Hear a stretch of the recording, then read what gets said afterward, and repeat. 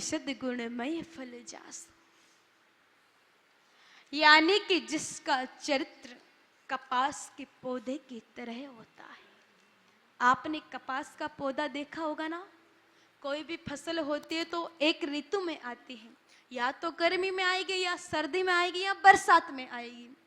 लेकिन कपास का पौधा त्रितापों को सहन करता है, सर्दी को भी, गर्मी को भी, बरसात को भी।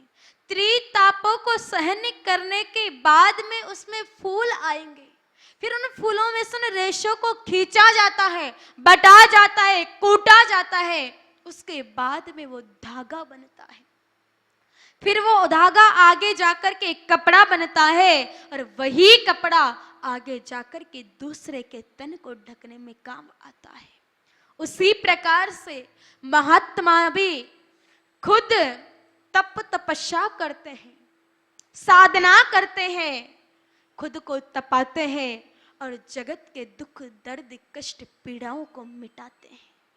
खुद दुखी रह करके दूसरे के दुख को मिटाते हैं, वो होते हैं महात्मा। अब महात्मा क्यों जरूरी है जीवन में? तो देखो, अच्छा और बुरे का ज्ञान करने के लिए जीवन में महात्मा की आवश्यकता पड़ती है। महात्मा का मेरा सीधा सा अर्थ है कि सद्गुरुदेव भगवान। जीवन में गुरु होना बहुत आवश्यक है। जब तक जीवन में गुरु नहीं कि जीवन शुरू नहीं, इसलिए गुरु होना बहुत जरूरी है। गुरु का वास्तविक अर्थ क्या है?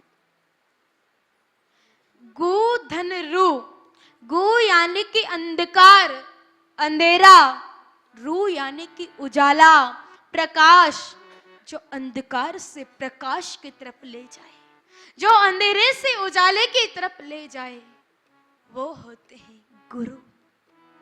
किस किस के गुरु हैं? खड़े हाथ करना। अरे वाह, अपने दिल्ली में तो बहुत लोग धर्मात्मा रहते, सभी के गुरु हैं। लेकिन मैं बताती हूँ कि आपने गुरु तो बनाए, लेकिन कैसे बनाए? बहुत अच्छी बात है, गुरु है तो, और गुरु की शरण लेना भी चाहिए, गुरु की आवश्यकता भी पड़ती है। लेकिन आजकल गुरु का अर्थ ही, महत्व ही नहीं जानते हैं। और गुरु बनाते कैसे? एक मैया ने उसको गुरु बना लिया, वो कहेगी अरे तूने उसको गुरु बनाया, चल मैं भी बना लेती हूँ। भेड़ चाल, उसने बनाया तो मैं भी बना लूं। देख परख कोई नहीं करते। लेकिन माताओं, इस प्रकार से गुरु नहीं बनाना चाहिए। गुरु के शरण जाने का अर्थ क्या है? कि जिसके चरणों में हमारा मन लग जाए, जिसके प्रति हमारा अनुराग बढ़ जाए, वही गुरु होता है। हर किसी को गुरु नहीं बना सकते हैं।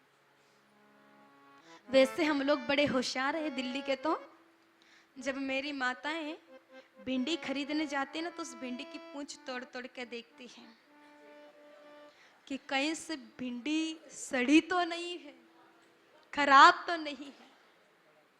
जब लौकी खरीदने जाती है तो नाखून चुबा चुबा करके देखती है, उसकी आधी लौकियां तो वैसे ही खराब कर देती है कि कहीं से लौकी कड़क तो नहीं है। और गर्मी के दिन होते हैं, जब आप मटका लेते होगी तो उस मटके को 10 बार इधर से उधर घुमाएगी, ठोकेगी, बजाएगी, अरे कहीं से मटका काना तो नहीं है, कहीं से मटके में छेद तो नहीं है। उसको ठोक ठोक करके, बजा बजा करके मटके को खरीद करके लाएगी।